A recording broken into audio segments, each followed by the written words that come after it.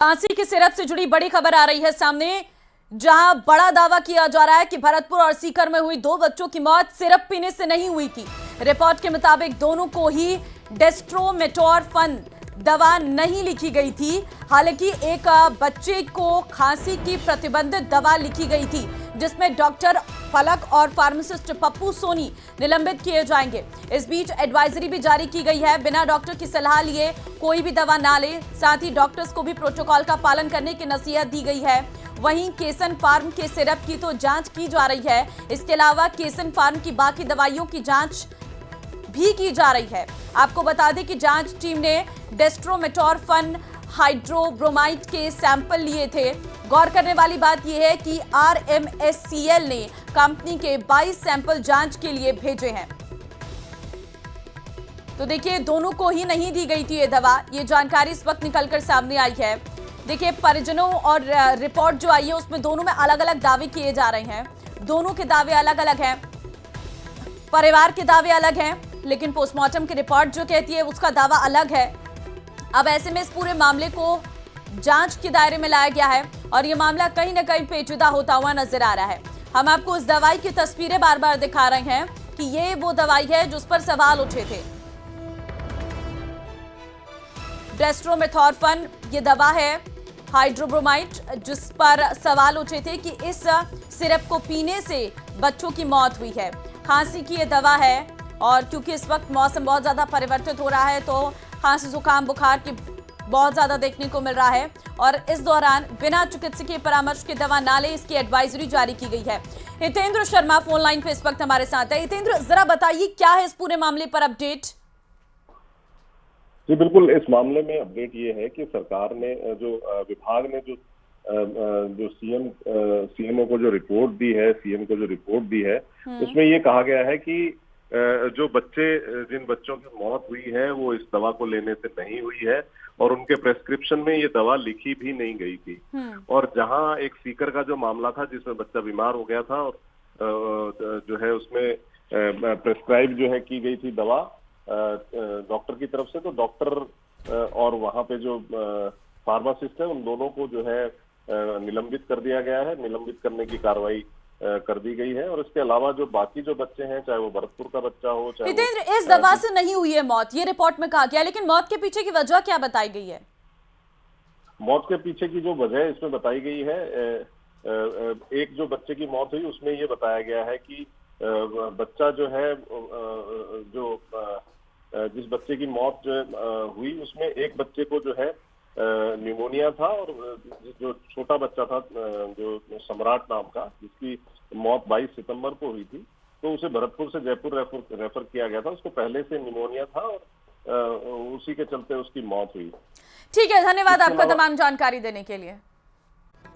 जयपुर से बड़ी खबर आपको देंगे। बारिश के बाद सड़क में धंसी है कार, सड़क किनारे की मिट्टी धंसने से हादसा हुआ है। पत्रकार कॉलोनी के पास की यह घटना है।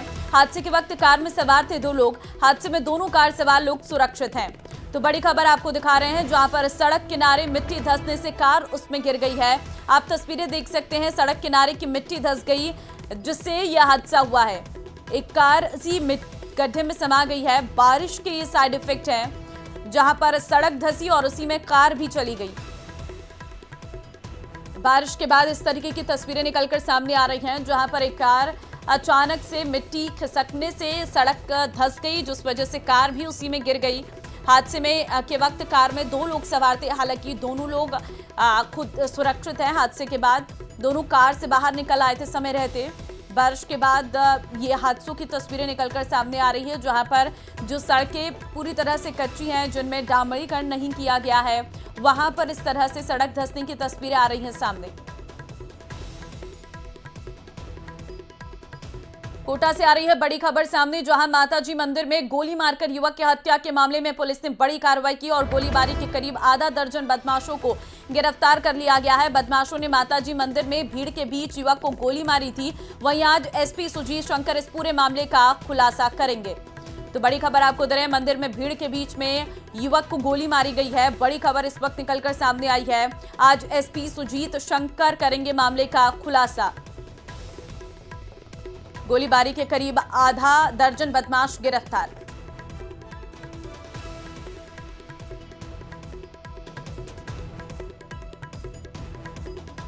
तो गोलीबारी के करीब आधा दर्जन बदमाश गिरफ्तार किए गए हैं। बड़ी खबर इस वक्त आपको हम दे रहे हैं, जहां पर मंदिर में भीड़ के बीच में युवक को गोली लगी थी।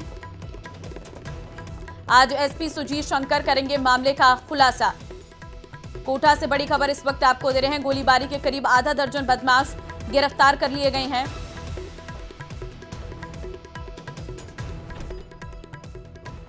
मंदिर में गोली मारकर युवक की हत्या का यह पूरा मामला है।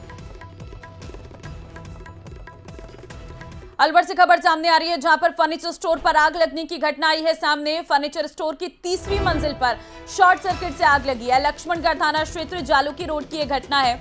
घटना में घर में रखा सारा सामान जल चुका है। स्थानीय ग्रामीणों और व्यापारियों ने आग बुझाने में मदद की है। स्टोर मालिक घनश्याम अग्रवाल ने जानकारी दी है। फर्नीचर हाउस की तीसरी मंजिल से ये धुआं निकलता हुआ नजर आ रहा है। आपको तस्वीरों में भी दिखा रहे हैं। धुआं निकलता देख पास के दुकानदारों ने सूचना दी।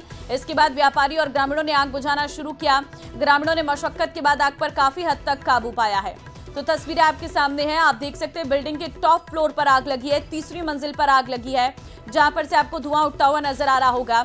यहाँ पर घर था जिसमें पूरा सामान जल चुका है। ग्रामीणों और व्यापारियों ने आग बुझाने की पूरी कोशिश की है और तस्वीरें आपके सामने हैं। ग्रामीणों ने मशक्कत के बाद आग पर काबू पा लिया है।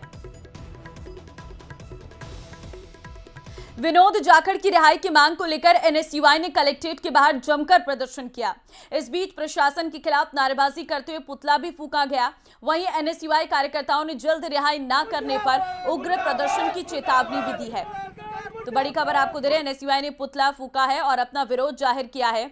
जल्द रिहाई न होने पर उग्र आंदोलन की यहां पर चेतावनी भी दी गई है। प्रशासन के खिलाफ ये नारेबाजी की गई है। विनोद जाखड़ की रिहाई की मांग यहां पर की गई है। एनएसयूआई का ये प्रदर्शन देखने को मिला है। आज कलेक्टर ऑफिस के बाहर मुख्यमंत्री भजनलाल शर्मा जी का पुतला जलाया गया। हमारे प्रदेश अध्यक्ष विनोद जाखड़ जी को आरएसएस का एक कार्यक्रम था राजस्थान यूनिवर्सिटी के अंदर। उस कार्यक्रम के तहत लोकतांत्रिक तरीके से एनएसयूआई पूरा राजस्थान उसका विरोध कर रही थी। उसके विरोध के बाद एनएसयूआई के प्रदेश अध्यक्ष सहित एनएसयूआई के प्रदेश उपाध्यक्षों सहित प्रदेश के पदाधिकारियों को गिरफ्तार करके पिछले दो दिनों से तानाशाहीपूर्ण रवैये से अलग अलग थानों में घुमाया जा रहा था। खैरथल से बड़ी खबर आ रही है। मातौर में हुए आगजनी और बवाल की जांच तेज हो गई है। एएसपी रतनलाल भार्गव ने किया मौके का मुआयना। पुलिस फोर्स मौके पर तैनात है, जो बारीकी से निरीक्षण कर रही है। कार्रवाई के दौरान बंद पड़े मकान को सील किया गया है। आरोपियों की पहचान कर गिरफ्तारी के प्रयास इस वक्त जारी हैं। तो बड़ी खबर आपको दे रहे हैं, एसपी रतनलाल भार्गव ने किया मौके का मुआयना। भारी पुलिस बल के साथ बारीकी से निरीक्षण किया गया है। कार्रवाई के दौरान बंद पड़े मकान को भी सील किया गया है। आरोपियों की पहचान कर गिरफ्तारी के प्रयास लगातार जारी हैं। मातौर में हुए आगजनी और बवाल की जांच तेज हो गई है। एसपी रतनलाल भार्गव ने किया मौके का मुआयना। भारी पुलिस बल के साथ बारीकी से निरीक्षण किया गया है।